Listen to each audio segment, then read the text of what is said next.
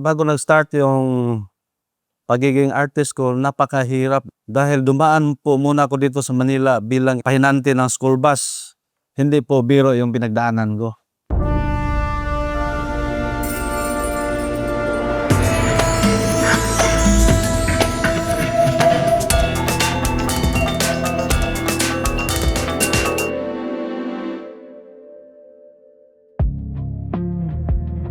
Ahon series ko, reflection sa sarili ko po yon, tsaka sa mga kabataan. At nilagay ko sa putik dahil ang hirap makaahon bago ka nakilala bilang artist. Isa din po ako sa napariwara. Yung parents ko po madalas umiiyak sa akin. Umuwi ako kasi nagkagulo doon. Tapos kasama ako. Masabi ko po ang ligaw dahil mga barkada ko, yung nasa paligid ko, walang direksyon. Wala may mga barkada ko dahil hindi rin ayos yung buhay nila, patay na sila. Itong painting na ito ay symbolic po na makaahon sa kahirapan, lalo na sa mga kabataan na naliligaw na landas. Yung reaction po ng painting ko na ahon putik, nung una po, hindi po nila nagustuhan dahil nilalagay ko yung Filipino sa kahirapan.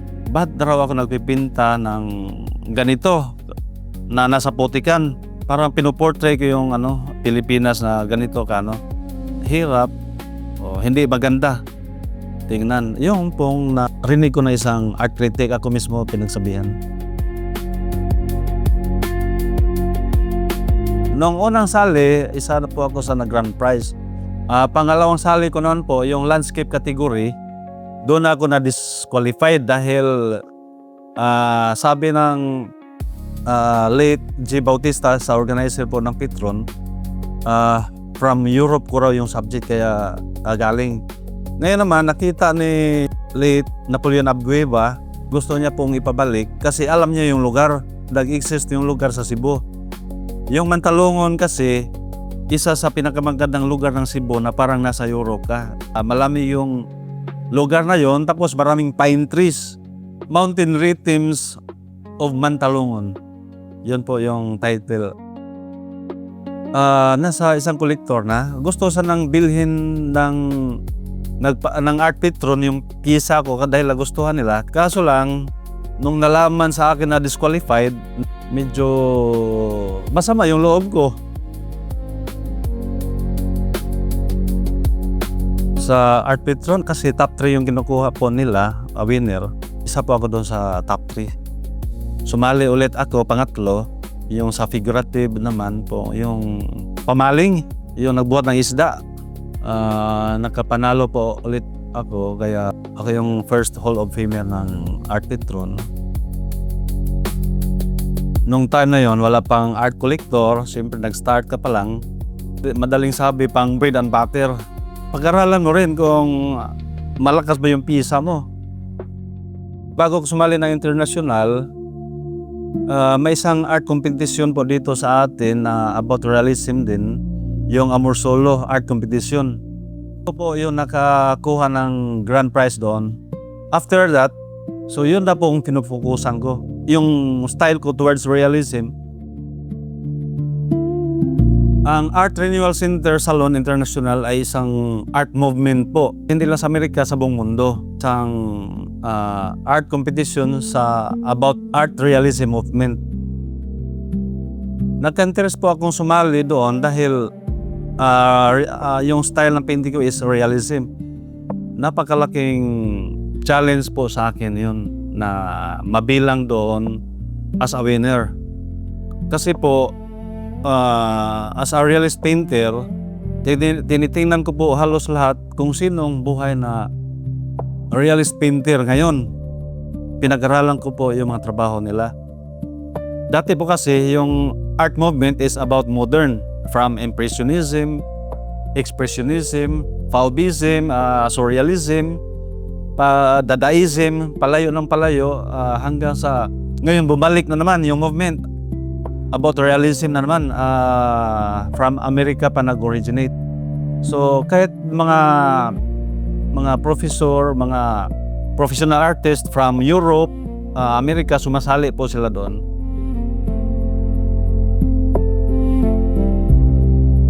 Inimilan po nila ako na ako po yung best of shoe kung tawagin nila. Ibig sabihin ikaw po yung grand prize overall. Kasi maraming kategory yung yung kompetisyon na yun eh. From still life, landscape, figures, portrait, animals. Tapos lahat na mananalo doon sa kategory na yon, yun namang i-contest ulit. Doon naman sila magkukuha ng tinatawag na best of show. Pinadala ko ng letter, kailangan ko pumunta sa Amerika. Hindi po na-publicize yung contest na yun sa Manila dahil hindi na naman po nila alam dito na may competition sa buong bansa siguro. Ngayon na lang siguro iba nalalaman. Kaya nga, expected nang nagpa-contest sa akin sa Amerika, pag-uwi ko dito, pinaparangalan ako or kinikilala na ako dito as a grand prize winner. Kasi doon po sa kanila, bilang grand prize winner ka ng ARC Salon, parang malaking karangalan po sa kanila doon. Celebrated artist na po doon nanalo. Kaya dapat nandun ako sa Amerika naka-base. Inano nila ako doon na inoferan po nila ako doon na doon ako mag-base. Sila nang bahala sa akin. Sila na mag-manage sa career ko, tirahan ko doon. Sila na magpo-promote. Tinatry ko rin po doon mag-stay. Kaso lang hanggang 3 months lang po ako. Dahil po siguro nanibago ako, parang na-homesick ako, parang gusto ko pa rin dito sa Pilipinas. Kaso lang ayaw nila na i-promote yung artwork ko na wala ko doon.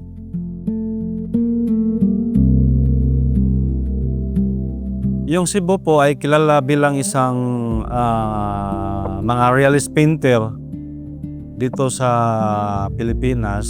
Nag-start po yon dahil po kay Martino Abiliana, kasi si Martino Abiliana ay isang founder ng UP Cebu. Tapos nagiging estudyante po siya ni Fernando Amorsolo, yung tanyag na artist natin, bilang realist artist din. Kaya dinala niya sa Cebu yung style na yon. Kaya marami po siyang na-influence na taga Cebu. Sila si Romulo Gallicano, si Mendoza, bago nag-abstract yun si Sim. Realist painter yun Alcosiba family. Nagsimula po yun dahil yung unang studio ko doon sa amin, sa tabing dagat. Napaikutan ng mga tanim na aroma. Yung aroma na tanim ay makikita nyo po kung pumupunta po kayo ng dagat. Yung maraming tinik, para protection siya na hindi po mano pag may bagyo. Yung mga estudyante ko po, yung may requirements po ako doon bago sila makapasok sa Aroma Art Atelier. Unang-una po, may talent, marunong mag-drawing, may skill sila. Pangalawa, yung priority ko, yung hindi kayang pumunta ng university, walang budget, binigyan ko po ng chance na makapasok sa Aroma Art Atelier. May studio po ako sa Cebu, Toledo. Saka meron din po ako dito sa Alitaptap Artist Community. Para ma-expose ko po yung mga artist from Cebu. Malaga po kasi as an artist, may base ka dito sa Manila kasi yung karamihan ng mga art collectors, mga galleries nandito po sa Manila kasi yung pinakasentro po natin. Ang Alitaptap Artist Community po ay dito nakabase sa Cavite, Amadeo, Cavite. Ang mga artist po dito sa Alitaptap Artist Community, mga kasamahan ko po, sila si Booking Ancanan, Jigger Cruz, Manny Garibay, meron din dito, si Otto Neri, si Sam Pinazo, Tam Dakiwag, Leo Aguilar, Bobby Woods Balingit, nandito din. Natanda ko from 5 years old yung drawing lang, may mga tao, bundok, bahay. Once na nag-drawing ako, hindi na ako inutusan Hinayaan lang ako Kumbaga hindi nila ako inistorbo. Magka-college na po ako dahil alam ko na po na gusto ko talaga yung fine arts. Wala po akong masyadong idea kung anong school na may course na fine arts. Dahil may kalayuan yung lugar namin sa Cebu. So napunta po ako ngayon sa isang university. Nakausap ko yung dean doon ng architecture. Tapos sinabi nila na yung fine arts saka architecture halos magkapareho lang. Kaso lang po, yung kagandahan sa architecture may pera. Yung sa fine arts naman walang pera, gutom. Tinatry ko, nag-enroll ko ng architecture kasi halos magkapareha lang daw yung sabi po ng dean. Hindi po ako graduate ng architecture. Lumipat po ako sa fine arts, kaso lang po hindi ako tinanggap ng UP dahil nung time na yun dahil yung mga minor subject ko bagsak eh. Frustrated po ako dahil hindi ko na malaman yung future ko dahil gusto ko UP, hindi ako natanggap.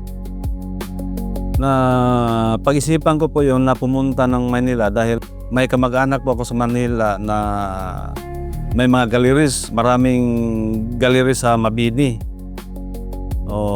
Kaya nagbakasakali ako na dito mag-apply sa kamag-anak ko. Sinusubukan ko po mag-apply, kaso lang po hindi po ako natanggap. Reject din. Dahil sabi po ng kilala ko doon, kamag-anak ko doon, puno na daw sila. Marami na pong artist. Bago nag-start yung pagiging artist ko, napakahirap bago po ako napasok. Dahil dumaan po muna ako dito sa Manila bilang isang pahinante ng school bus.